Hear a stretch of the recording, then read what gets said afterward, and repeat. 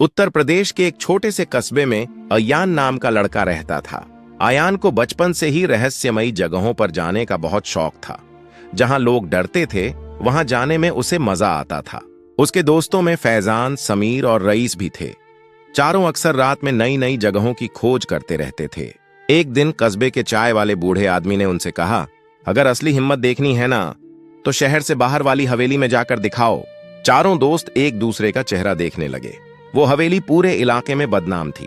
लोग कहते थे कि वहां रात में रोने की आवाजें आती हैं। कई लोग अंदर गए मगर कभी वापस नहीं लौटे। समीर हंसते हुए बोला, ये सब लोगों की बनाई हुई कहानियां हैं। लेकिन बूढ़ा आदमी गंभीर था। उसने धीरे से कहा, बेटा, उस हवेली के पीछे बहुत पुराना राज छुपा है।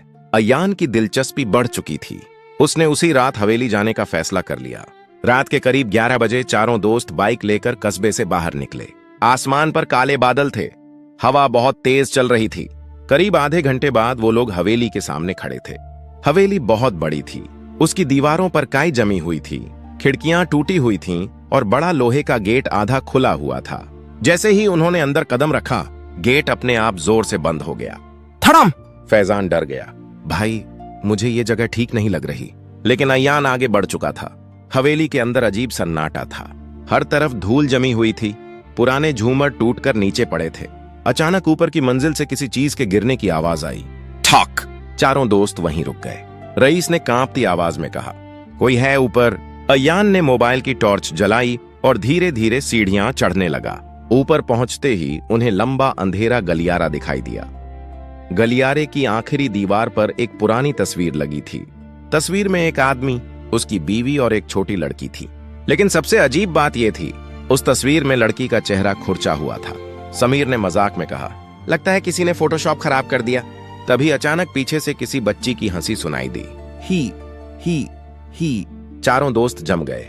आवाज बिल्कुल उनके पीछे से आई थी। उन्होंने पलट कर देखा, लेकिन वहां कोई नहीं था।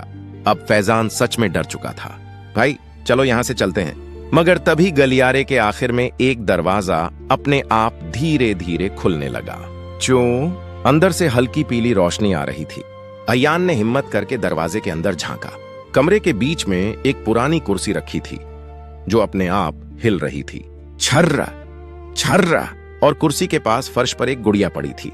रईस बोला, किसी ने हमें डराने के लिए ये सब लगाया है। वो जैसे ही गुड़िया उठाने आगे बढ़ा, गुड़िया की गर्दन अपने आप उसकी तरफ घूम गई। चारों दोस्तों के पैरों तले जमीन खिसक गई। फैजान चीख पड़ा। उसी समय हवेली की सारी खिड़कियां जोर जोर से खुलने और बंद होने लगी। धड़ाम धड़ाम धड़ाम! तेज हवा पूरे कमरे में घूमने लगी और तभी दीवार पर खून जैसे लाल अक्षर उभरने लगे। यहां से चले जाओ। समीर की हालत खराब हो चुकी थी। भाई, कसम से अब मजाक नहीं लग रहा। चारों भागते हुए नीचे आए। लेकिन नीचे आकर उन्होंने देखा, मुख्य दरवाजा गायब था। जहां दरवाजा था वहां अब सिर्फ दीवार थी। अयान पहली बार घबराया। तभी ऊपर से वही बच्ची की आवाज आई, तुम लोग अब नहीं जा सकते। धीरे धीरे सीढ़ियों पर किसी के उतरने की आवाज आने लगी। ठक ठक ठक! चारों ने ऊपर देखा। सीढ़ियों पर सफेद कपड़ों में एक छोटी लड़की खड़ी थी। उसके बाल चेहरे पर बिखरे हुए थे और उसकी आंखें पूरी काली थीं। फैजान डर के मारे बेहोश हो गया। अयान ने समीर और रईस को पकड़कर पीछे हटना शुरू किया, मगर लड़की अचानक गायब हो गई और अगले ही पल वो उनके बिल्कुल पीछे खड़ी थी। समीर जोर से चीखा। तभी हवेली में किसी आदमी की भारी आवाज गूंजी, आयशा, इन्हें छोड़ दो। पूरा घर कांपने लगा। दीवारों से धूल गिरने लगी। अचानक सामने एक बूढ़ा आदमी दिखाई दिया।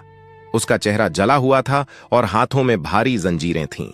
उसने दुख भरी आवाज में कहा, मेरी बेटी की मौत इस हवेली में हुई थी और उसकी रूह आज तक यहां कैद है। अयान कांपते हुए बोला, उसके साथ क्या हुआ था?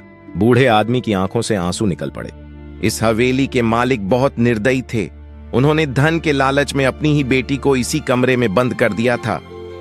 वो कई दिनों तक मदद के लिए चिल्लाती रही, मगर किसी ने दरवाजा नहीं खोला और एक रात वो भूख और डर से मर गई। चारों दोस्तों की रूह कांप उठी। बूढ़ा आदमी बोला, जब से उसकी मौत हुई, उसकी रूह किसी को यहां से जाने नहीं देती। तभी अचानक लड़की फिर दिखाई दी। इस बार उसके चेहरे पर डरावनी मुस्कान थी। उसने धीरे से कहा, अब तुम लोग भी यहीं रहोगे। पूरा कमरा बर्फ जैसा ठंडा हो गया। अयान ने हिम्मत करके पूछा, तुम चाहती क्या हो? लड़की कुछ पल चुप रही, फिर उसने कांपती आवाज में कहा, मुझे इंसाफ चाहिए। अचानक हवेली की दीवारें बदलने लगी। चारों दोस्तों को पुराने समय के दृश्य दिखाई देने लगे। उन्होंने देखा एक आदमी छोटी बच्ची को कमरे में बंद कर रहा है। बच्ची रो रो कर दरवाजा पीट रही है। अब्बू, दरवाजा खोल दीजिए। लेकिन आदमी चला जाता है। बच्ची लगातार रोती रहती है। फिर धीरे धीरे उसकी आवाज बंद हो जाती है। ये देखकर चारों दोस्तों की आंखों में आंसू आ गए। अयान समझ चुका था कि लड़की किसी को नुकसान नहीं पहुंचाना चाहती, वो सिर्फ अपना सच दिखाना चाहती थी। उसने लड़की से कहा, हम तुम्हारी मदद करेंगे। अचानक हवेली का माहौल शांत होने लगा। लड़की ने धीरे से हाथ उठाकर ऊपर की तरफ इशारा किया। चारों दोस्त फिर उसी कमरे में गए जहां कुर्सी हिल रही थी। फर्श पर पुरानी लकड़ी लगी हुई थी। अयान ने लकड़ी हटाई। नीचे एक छोटा तहखाना था। जब वो लोग नीचे उतरे तो वहां इंसानी हड्डियां पड़ी थीं और उन्हीं के पास एक छोटी सी चांदी की पायल। समीर की सांस अटक गई। ये उसी बच्ची की होगी। अगले दिन चारों दोस्तों ने पुलिस को सब बता दिया। पहले तो किसी ने यकीन नहीं किया, लेकिन जब तहखाने से सच में बच्ची का कंकाल मिला तो पूरा कस्बा दंग रह गया। उस बच्ची का सही तरीके से जनाजा किया गया। उस रात के बाद हवेली से कभी कोई आवाज नहीं आई। लोग कहते हैं कि आयशा की रूह को आखिरकार सुकून मिल गया, लेकिन आज भी कुछ लोग दावा करते हैं कि अमावस की रात उस हवेली की टूटी खिड़की में एक छोटी लड़की खड़ी दिखाई देती है, जो बस चुपचाप बाहर देखती रहती है।